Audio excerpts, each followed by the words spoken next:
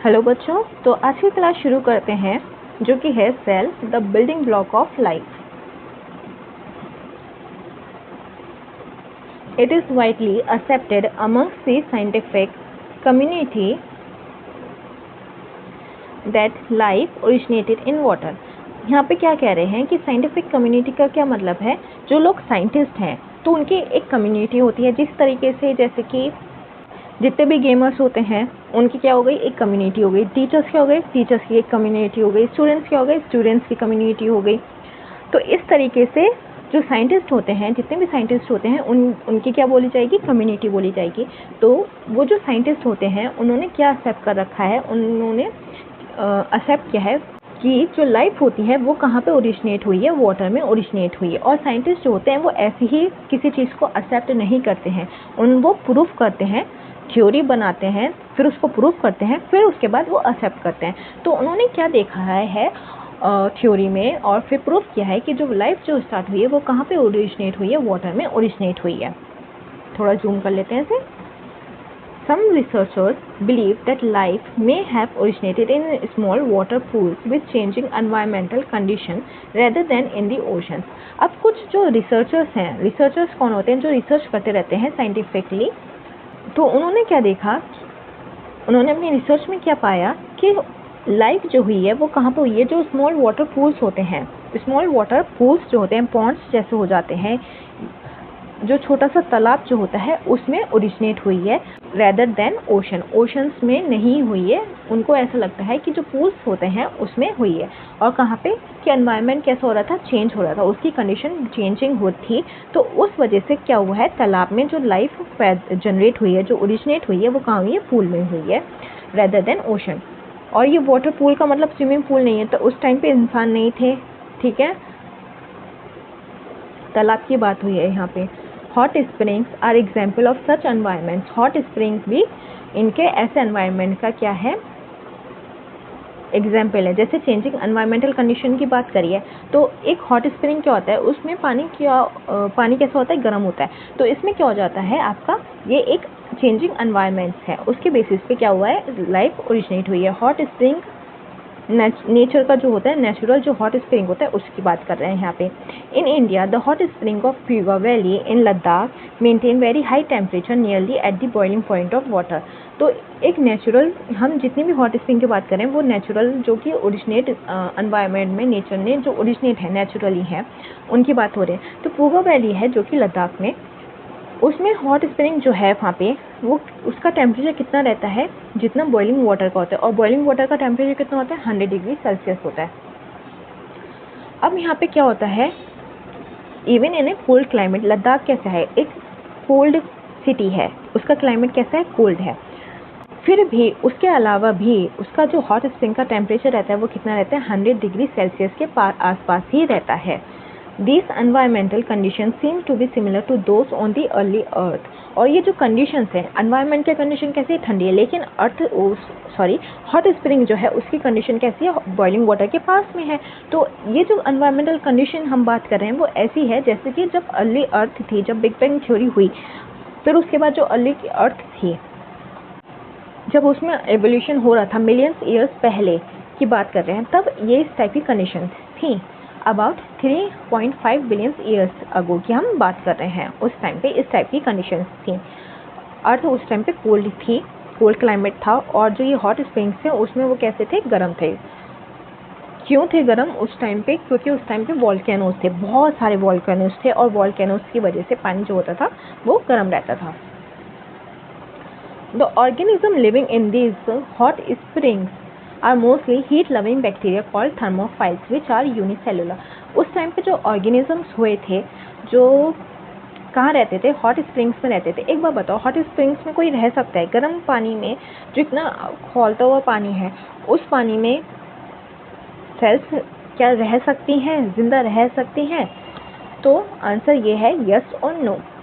जो normal sales होती हैं, अगर हमारी बॉडी की सेल्स हो गई या जो नॉर्मल सेल्स होती हैं वो नहीं रह पाएंगी, लेकिन कुछ सेल्स होती हैं जिनको वो जो गर्म पानी होता है, गर्म टेम्परेचर होता है, गर्म एनवायरनमेंट जो होता है, उनको वो बहुत पसंद होता है। और ऐसी सेल्स को हम क्या बोलते हैं, थर्मोफाइल्स बोलते हैं।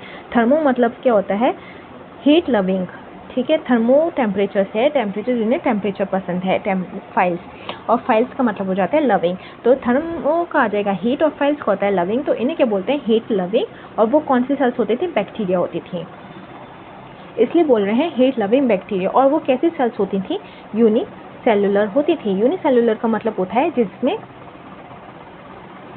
जो कि एक सेल, यूनिसेल्युलर क्या बोलते हैं, एक सेल। और मल्टीसेल्युलर क्या होते हैं, जिसमें ग्रुप ऑफ सेल्स होती हैं। ये एक सेल है, इस तरीके से जो ग्रुप होती है। हमारी बॉडी क्या है, मल्टीसेल्युलर है। ओके, अभी हम इंट्रोडक्शन पढ़ रहे हैं सेल के बारे में, ठीक है। Scientist from the Birbal Sahni Institute of Palaeo Science, Lucknow, studied these hot spring and found that calcium carbonate formed rapidly around them।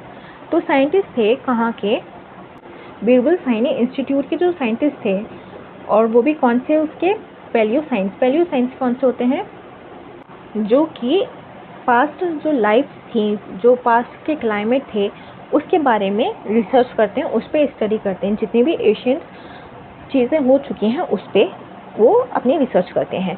तो ये कहाँ पे है, लखनऊ में है। तो इन्होंने क्या देखा, वहाँ के साइंटिस्ट ने हॉट स्प्रिंग्स में जो गए, नेचर में जो हॉट स्प्रिंग्स थे वहाँ पे गए, उन्होंने रिसर्च करा और उन्होंने पाया कि वहाँ पे क्या मिल रहा है, उनको दिखाई दिया कैल्शियम कार्बोनेट। और ये क्या हो रहा था, हॉट स्प्रिंग के चारों तरफ जो थे ये बहुत जल्दी फॉर्म हो रही थी, बहुत जल्दी बन रही थी कैल्शियम कार्बोनेट, ठीक है।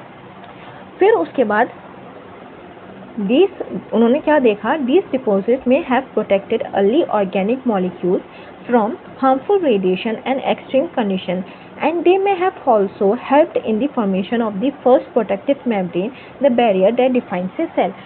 फिर उन्होंने रिसर्च करी इस पे और उससे उनको पता चला कि ये जो डिपॉजिट है कैल्शियम कार्बोनेट का, इन्होंने क्या करा होगा, अर्ली जो ऑर्गेनिक मॉलिक्यूल्स थे, यानी कि ये जो यूनिसेल्युलर सेल्स थे, इन कैल्शियम कार्बोनेट ने क्या करा, इनको बचाया। किससे, उस टाइम पे बहुत ज़्यादा हार्मफुल रेडिएशंस थी और बहुत एक्सट्रीम कंडीशंस थी उस टाइम पे। कैसे, उस टाइम पे ओजोन लेयर भी नहीं थी, ओजोन लेयर बाद में बनी है। तो जो यूवी रेस होती थी, रेडिएशंस जो होती थी वो आती थी। एक्सट्रीम कंडीशन कैसी थी, ये जो अभी नॉर्मल टेम्परेचर है उस टाइम पे ये नॉर्मल टेम्परेचर नहीं था, बहुत ज़्यादा टेम्परेचर था या फिर बहुत ठंडा टेम्परेचर था। वॉल्केनोस थे और पहले वॉल्केनोस बने, फिर उसके बाद क्या हुआ, बहुत ठंडा टेम्परेचर हुआ। तो इस तरीके के एक्सट्रीम कंडीशंस थी। तो उन्होंने साइंटिस्ट ने ये जो उन्होंने रिसर्च करी उससे पता लगाया कि ये जो कैल्शियम कार्बोनेट थे उसने क्या करा, एक तरीके से प्रोटेक्टिव लेयर बना दी किसके, जो सेल्स थी, जो जिनको क्या बोल रहे हैं, अर्ली ऑर्गेनिक मॉलिक्यूल्स बोल रहे हैं। और इन्होंने क्या हेल्प किया होगा, formation of the first protective membrane जो बनी होगी वो इन्होंने बनाई होगी, that defines a cell. Cell को एक चारों तरफ क्या होती है, एक प्रोटेक्टिव मेम्ब्रेन बनी होती है। तो वो कैसे बनी होगी, इनके थ्रू बनी होगी, कैल्शियम कार्बोनेट के एवोल्यूशन जैसा होता हुआ होगा वैसे। चलो आगे बढ़ते हैं। All living organism are made up of cells. जितने भी लिविंग ऑर्गेनिजम्स हैं वो किससे बने होते हैं, सेल्स से बने होते हैं। The cells represent the basic level at which life exist. तो सेल क्या होता है, वो एक बेसिक लेवल होता है जहाँ पे लाइफ एग्जिस्ट करती है। एक चैप्टर पढ़ा होगा मैटर, जिसमें क्या होता है कि जो ये जितने भी नॉन लिविंग थिंग्स होती हैं वो किससे बनी होती हैं, एटम से बनी होती हैं। एटम से मिलके क्या बना होता है, ये पूरा अगर टेबल है वो किससे मिलके बनी होगी, एटम से मिलके बनी है। तो इसी तरीके से जो लाइफ बनी है वो किससे मिलके बनी है, सेल से मिलके बनी है। तो इस लाइन का मतलब यही है कि जो एक बेसिक जो लाइफ है उसका बेस क्या है, वो सेल है। सेल से मिलके ही हम बने हैं, एक लिविंग ऑर्गेनिज्म बना है। Some organism such as bacteria और yeast consist of only one cells. और कुछ ऑर्गेनिज्म होते हैं जो कि एक सेल से मिलके बने होते हैं, जिनको हम क्या बोलते हैं, यूनिसेल्युलर। और कुछ होते हैं while others like plant, fish, birds और humans are made up of millions of cells multi cellular. और हम कैसे होते हैं, मल्टी सेल्युलर। क्यों, क्योंकि हम बहुत सारी सेल्स से मिलके बने होते हैं जो कि एक साथ मिलके वर्क करती हैं। एक group of similar sales performing similar functions form tissue. अब एक सेल्स क्या होती हैं, कुछ सिमिलर सेल्स होती हैं जो अपना क्या बनाती हैं, ग्रुप बनाती हैं। एक मिनट, क्या बनाती हैं, अपना ग्रुप बनाती हैं सिमिलर सेल्स। और वो जो ग्रुप बनाती हैं वो क्या करती हैं, जब वो ग्रुप बन जाते हैं हम उनको क्या बोलते हैं, टिश्यूज़। उन्हें हम क्या बोलते हैं, टिश्यूज़ बोलते हैं। और बहुत सारी टिश्यूज़ जब मिल जाती हैं तो हम क्या बोलते हैं, उसको ऑर्गन बोलते हैं। Different tissues are organised to form an organ. अब वो जो डिफरेंट टिश्यूज़ हैं वो मिल जाएंगे एक साथ, हम उसे क्या बोलेंगे, ऑर्गन बोलेंगे। And several organs work together to form organ system. और बहुत सारे ऑर्गन जब होते हैं, जैसे कि हमारी किडनी हो गई, लंग्स हो गए, और क्या हो जाता है, इंटेस्टाइन्स हो गई, हार्ट हो गया, ये मिलके क्या बनाएगा, एक ऑर्गन सिस्टम बनाएगा। जैसे कि सच एज नेसल पोर्स। नेसल पोर्स क्या होते हैं, हमारी नोज़ के जो पोर्स होते हैं उसको बात कर रहे हैं। नेसल कैविटी जो हमारी, जहाँ से हम सांस लेते हैं, ऑक्सीजन जो हमारे लंग्स में जाती है, उस कैविटी, वो कैविटी की बात हो रही है। ट्रैकिया, ये ट्रैकिया होती है, हमारे ऑक्सीजन को कहाँ लेके जाती है, लंग्स में लेके जाती है। एंड लंग्स, फिर क्या हो जाते हैं, लंग्स होते हैं जहाँ पे ऑक्सीजन और कार्बन डाइऑक्साइड का एक्सचेंज होता है। ये क्या मिलके बनाते हैं, रेस्पिरेटरी सिस्टम बनाते हैं। तो ये जितने भी नेसल पोर्स, नेसल कैविटी, ट्रैकिया और लंग्स हैं, ये मिलके क्या बना रहा है, एक रेस्पिरेटरी सिस्टम बना रहा है। ऑर्गन सिस्टम क्या बनाता है मिलके, फिर एक रेस्पिरेटरी सिस्टम बना देगा, एक्सक्रीटरी सिस्टम बना देगा, रिप्रोडक्टिव सिस्टम बना देगा, डाइजेस्टिव सिस्टम बना देगा। तो ये सारी चीज़ें बात चल रही हैं कि सेल्स जो होती हैं, सेल्स से मिलके हमारा बेस होता है। एक लिविंग ऑर्गेनिज्म किससे मिलके बना होता है, सेल्स से। अब ये सेल्स कलेक्ट होंगे, एक ग्रुप बनाएंगे, तो हम उसे बोलेंगे टिश्यू। अब डिफरेंट टिश्यूज़ मिलके क्या बनाएंगे, एक ऑर्गन बनाएंगे। और डिफरेंट ऑर्गन्स को हम क्या बोलेंगे, डिफरेंट ऑर्गन मिलके क्या बनाएंगे, एक ऑर्गन सिस्टम बनाएंगे, जिसको हम बोल देंगे ऑर्गन सिस्टम। यहाँ पे किसका एग्जाम्पल दिया, रेस्पिरेटरी सिस्टम का। तो ये क्या हो जाता है, इस तरीके से एक बॉडी बनती है।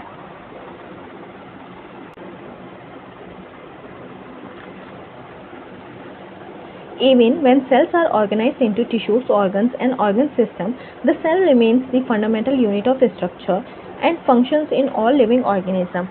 यहाँ पे क्या बोल रहे हैं, अगर इवन जब ये जो सेल्स होती हैं वो ऑर्गेनाइज्ड हो जाते हैं किस में, टिश्यूज, ऑर्गन्स और ऑर्गन सिस्टम में, लेकिन उसके बेसिस क्या होगा, उसका बेस किससे बना है, इन सब का बेस एक सेल से बना है। सेल से मिलके ही तो टिश्यू बना है, टिश्यू फिर मिलके क्या बनता है, ऑर्गन बनता है। तो लेकिन अगर हम उसको फिर से उल्टा करें, ऑर्गन को हम डिवाइड करें, उसको टिश्यू बनेगा, टिश्यू को हम फिर डिवाइड करेंगे तो क्या आएगा, सेल आएगा। अल्टीमेटली है तो सेल ही। जैसे हमारी टेबल है वो किससे बनी है, एटम से मिलके बनी है। पानी कैसे बना है, एटम से मिलके बना है। तो इसी तरीके से हर जो लिविंग ऑर्गेनिज्म का बेस क्या हो जाएगा, वो सेल होती है। तो यहाँ पे यही बोल रहे हैं कि जो सिस्टम है, ये जितनी भी सेल है, सेल जो है ऑर्गेनाइज हुआ है किसमें, टिश्यू, ऑर्गन और ऑर्गन सिस्टम में। सेल जो होता है वो एक फंडामेंटल यूनिट होती है ऑफ स्ट्रक्चर के और function in all living organism में। जो फंडामेंटल यूनिट होती है ऑफ स्ट्रक्चर की, वो कौन होती है, सेल होती है।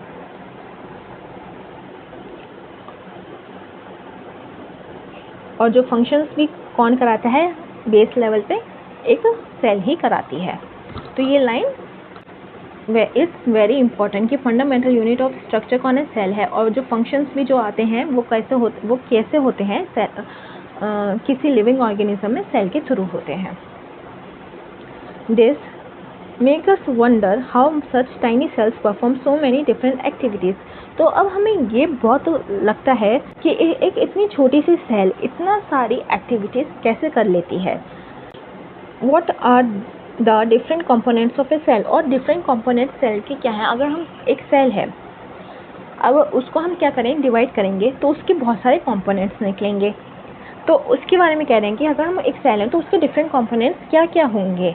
How do cells in our body communicate with each other. और एक जो सेल होती है दूसरी सेल से कैसे कम्युनिकेट करती है, क्योंकि सेल एक दूसरे से कम्युनिकेट करती है, तभी हमारी बॉडी क्या है, लिविंग ऑर्गेनिज्म जो है, जो अंदर इतनी सारी चीज़ें जो हमारी बॉडी होती है, हमारी बॉडी में जो सेल्स होती हैं एक दूसरे से कम्युनिकेट करती है। दैट्स वाई हमारी बॉडी क्या होती है, बैलेंस में रहती है। ठीक है, तो वो किस तरीके से कम्युनिकेट करती है।